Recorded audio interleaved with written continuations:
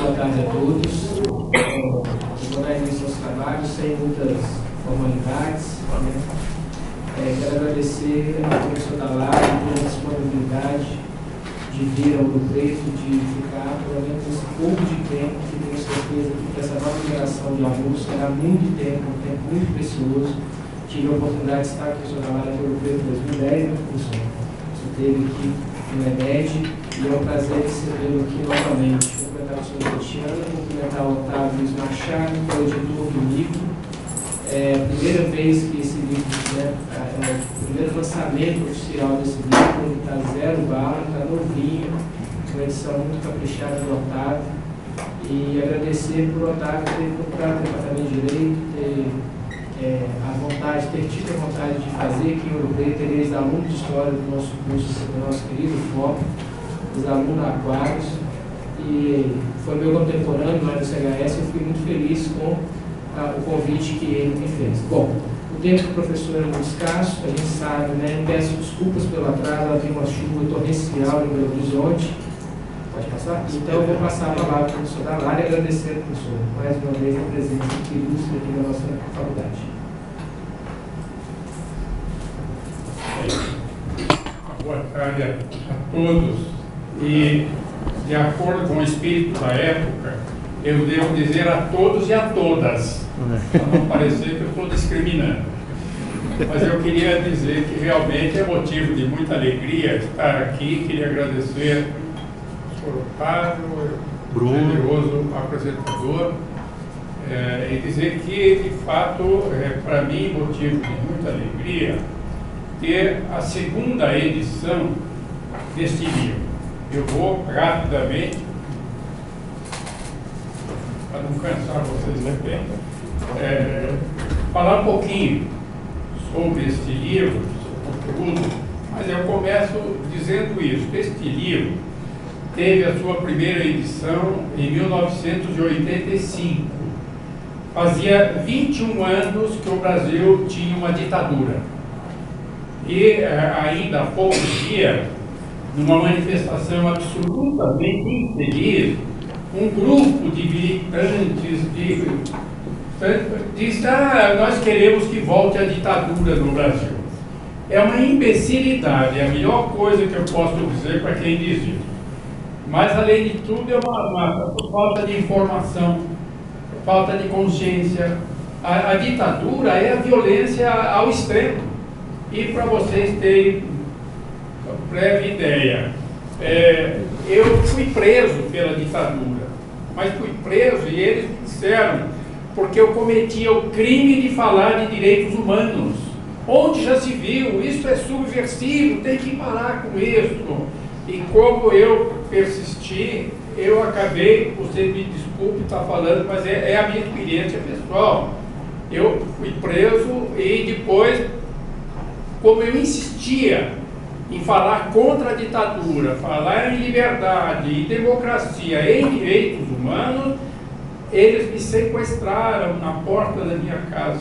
7 horas da noite eu ia chegando, saí do carro para abrir o portão, 4 sujeitos saíram de um carro com armas na mão, me espancaram brutalmente, me levaram para um terreno baldio, um com uma pequena faca me dava pontadas e eles me davam coronhadas, até que eu caí.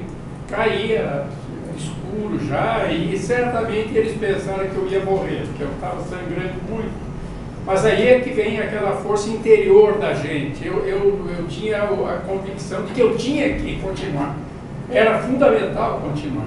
E eu consegui me levantar, fui me arrastando e tinha uma avenida que estava sendo aberta perto, mas ninguém queria parar, porque eu estava todo ensanguentado. Eu só tinha medo, na ditadura então mais ainda. Até que uma alma caridosa parou e disse: o que aconteceu? Eu disse: eu fui assaltado, me leva para minha casa. E aí ele me levou. E coincidiu que na manhã seguinte ia ser celebrada a missa do Papa em São Paulo, Paulo II. E eu tinha sido convidado, porque era exatamente presidente da Justiça, convidado para fazer uma das orações na missa do Papa. E eles quiseram fazer isso também para mostrar, não adianta você falar em direito humano que nós somos mais fortes. Eu disse, se eu for, eu vou mostrar que nós somos mais fortes do que eles. E fui. Fui de cadeira de rodas, fui todo enfaixado e li e denunciei a violência da ditadura.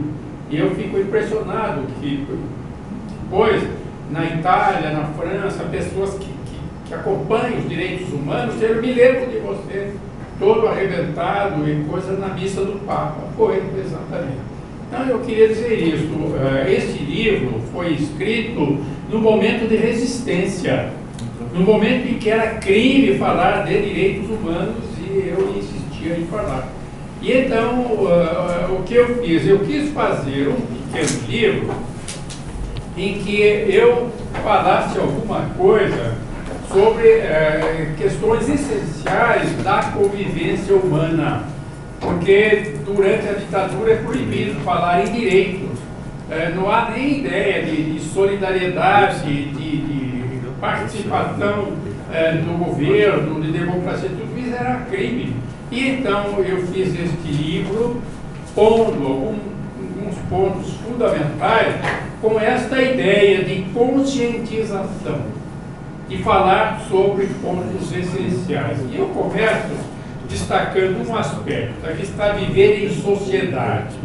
Eu quis exatamente chamar a atenção para um aspecto que é fundamental e que foi posto pela primeira vez na Grécia Antiga por um dos grandes filósofos gregos, Aristóteles. Aristóteles escreveu um livro em que ele diz que o ser humano é um animal político. Isso, claro, em grego era politikon, era um animal político. O que quer dizer animal político? É um animal que não vive sozinho.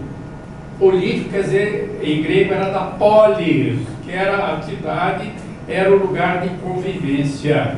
E o que Aristóteles quis chamar a atenção é por fato de que o ser humano é, por natureza, um animal político. Ele não pode viver sozinho, não consegue viver sozinho.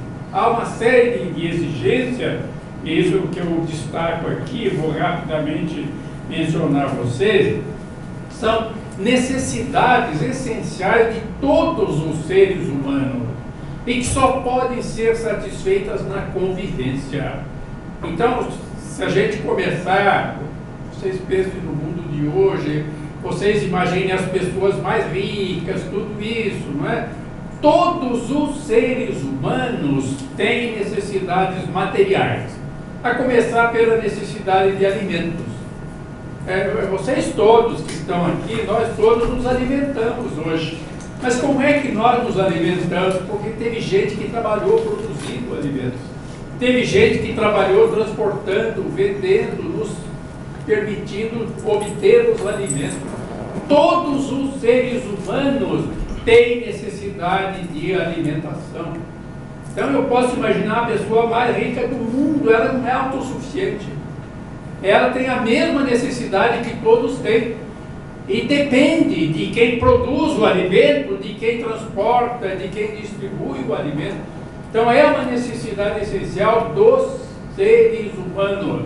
Nenhum ser humano abre mão disso, pode abrir mão disso. E isso pressupõe a convivência. Mas além disso, ainda no plano material, por exemplo, a necessidade da água é outra necessidade essencial.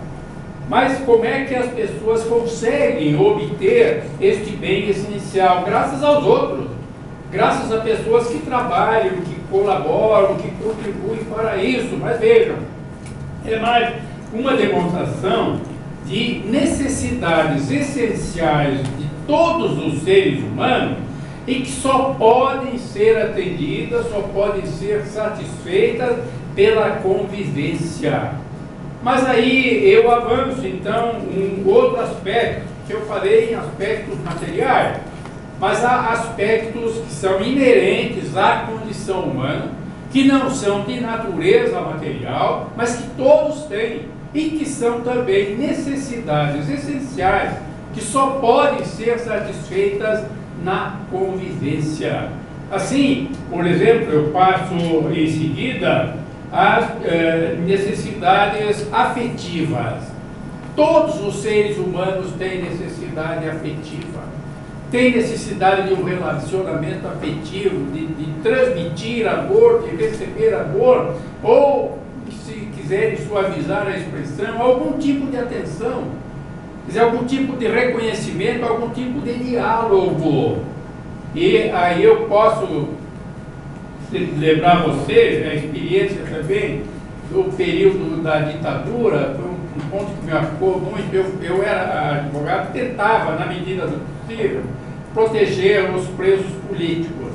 E houve um caso em que eu consegui, depois de muito esforço, de muitas tentativas, chegar era um jovem preso e que estava incomunicável, que era uma coisa que a ditadura fazia. Para castigar, você não pode falar com ninguém, ninguém pode falar com você, fica incomunicável.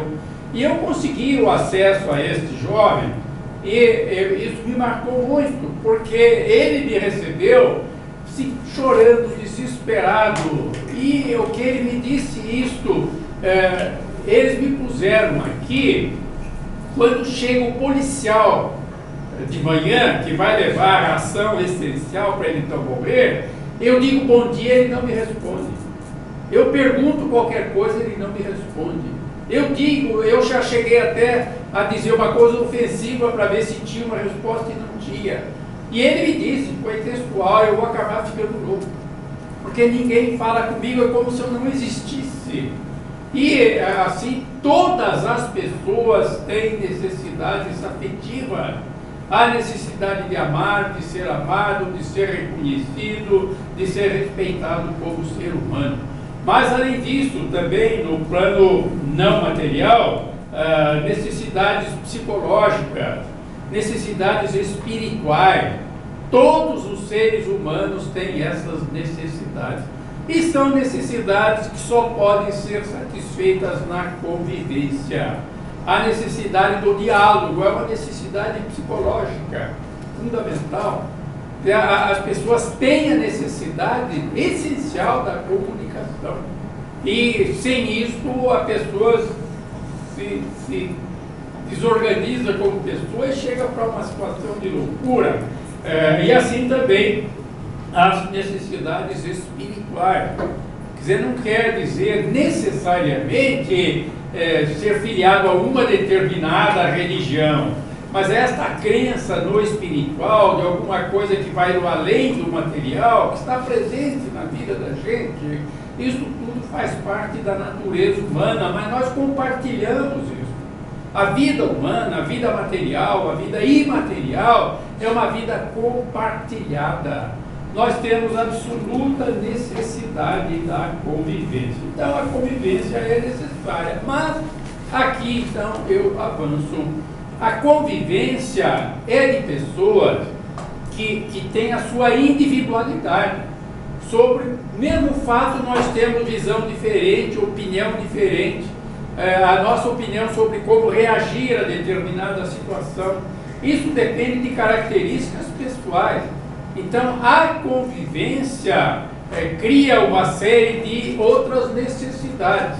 Então, por exemplo, é absolutamente necessário que eu tenha consciência de que os outros são como eu, de que assim como eu tenho necessidade, os outros têm também. Então, é preciso que a convivência seja um ambiente, seja uma possibilidade de comunicação, uma possibilidade de diálogo. Mas isso vai mais adiante, porque as pessoas, mesmo tendo todas as mesmas necessidades essenciais, cada uma tem a sua individualidade, cada uma tem as suas peculiaridades. Um acha isto mais importante, o outro aquilo. Às vezes a gente fica surpreendido por que essa pessoa é tão apegada ao dinheiro, aos bens materiais. E a outra, não, mas por que essa pessoa faz tantas concessões em nome do amor, em nome da fraternidade? Por que essa pessoa não exige mais?